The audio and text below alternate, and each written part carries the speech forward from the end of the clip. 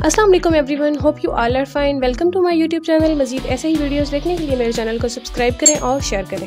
आज हम लोग पढ़ेंगे विक्टोरियन पीरियड को, जो स्टार्ट होता है 1832 से और 1901 तक रहता है।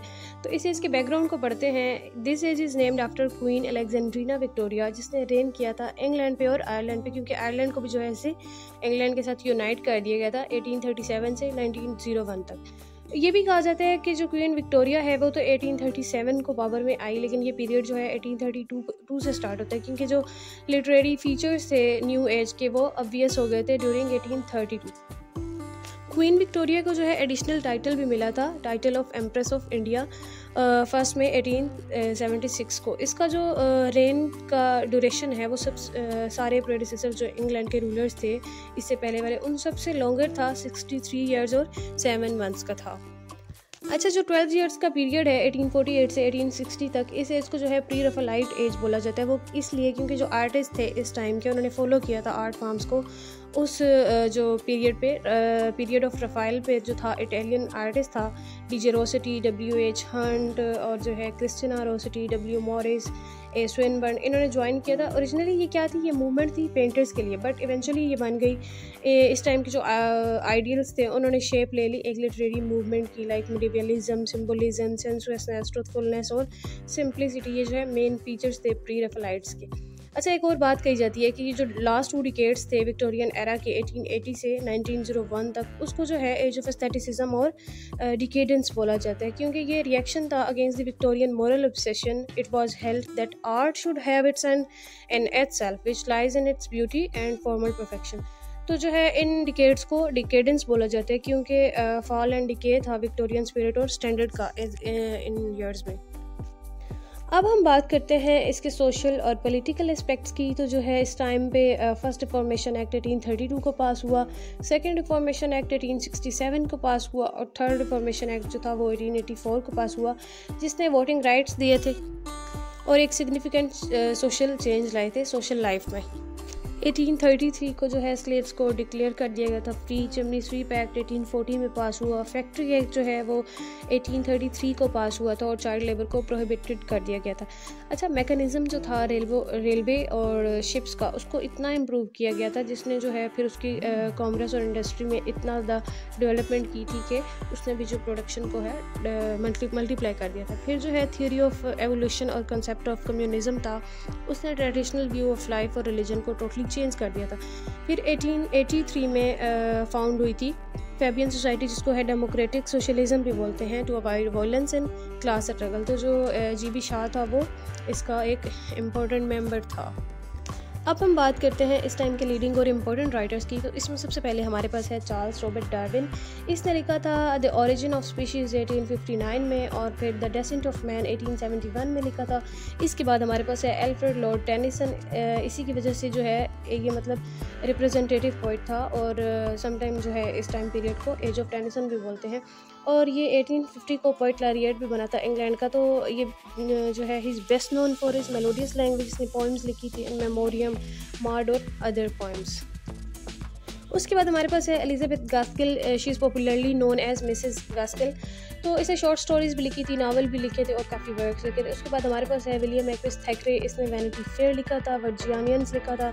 उसके बाद है मोस्ट इंपॉर्टेंट विक्टोरियन नावलिस्ट, वो है चार्ल्स डिकन। इसने लिखा था द पिकविक पेपर, जिसको जो है पोस्थमियस पेपर ऑफ पिकविक क्लब, ये फर्स्ट नावल था अंडर द सेडोनिम ऑफ बॉज। इसका सेडोनिम जो था वो बॉज था। फिर सेकंड था ओलिवर ट्विस्ट। फिर इसने और नावल्स लिखे, David Copperfield, Bleak House, the Tale of Two Cities, ये फ्रेंच रेवोल्यूशन से रिलेटेड था, ग्रेट एक्सपेक्टेशंस। फिर हमारे पास है रॉबर्ट ब्रोनिंग। ये मेजर विक्टोरियन पोइट था और फेमस था अपनी ड्रामेटिक मोनोलॉग्स की वजह से। इसने लिखा ड्रामेटिक लिरिक्स 1842 में, मैन एंड वेमेन लिखा 1855 में, और ड्रामेटिक पर्सनाई लिखा था 1864 में। फिर हमारे पास है शार्लोट ब्रॉन्टे। ये ब्रॉन सिस्टर्स में से एक है। अच्छा, इन सिस्टर्स को जो है स्टॉर्मी सिस्टर्स भी बोला जाता है। तो इसका जो एक खूबसूरत नावल था वो था जेन एयर, शिरले, विलेट और प्रोफेसर। उसके बाद हमारे पास है एमिली ब्रॉन्ट। ये भी जो है उनमें से थर्ड सिस्टर है। इसने वदरिंग हाइट्स लिखा था pen name of Ellis Bells. फिर है हमारे पास कार्ल मार्क्स। इसने लिखा था डास कैपिटल 1867 में। Next we have George Eliot. George Eliot का जो रियल नेम था वो मैरी एन एवंस था, और ये जो जॉर्ज एलियट है ये इसका पेन नेम था। ये लीडिंग राइटर थी और ऑथर ऑफ 7 नॉवेल्स थी। इसका जो बेसिक था जिसके लिए जानी जाती थी for realism and psychological insights, तो इसका जो फर्स्ट था Mill on the Floss, Scenes of Clerical life.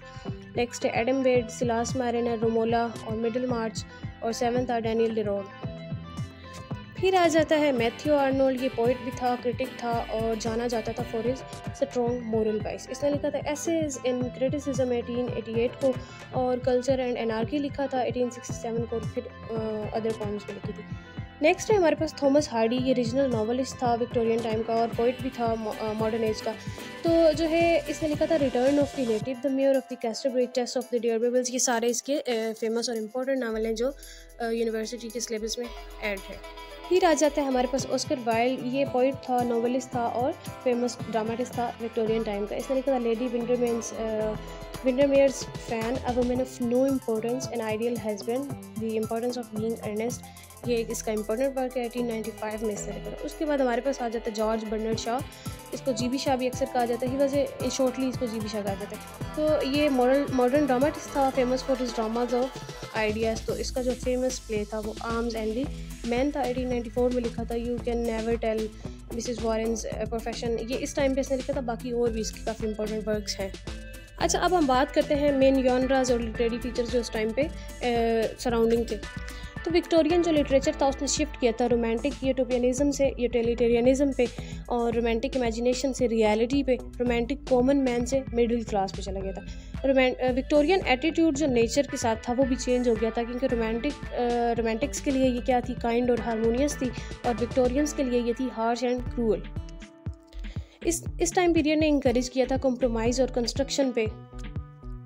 इस टाइम के जो ऑथर्स थे लाइक पोइट्स, नॉवलिस्ट, एसेइस्ट, उन्होंने एम्फेसाइज किया था ट्रूथ को, जस्टिस को, ब्रदरहुड को, पीस और स्टेबिलिटी को।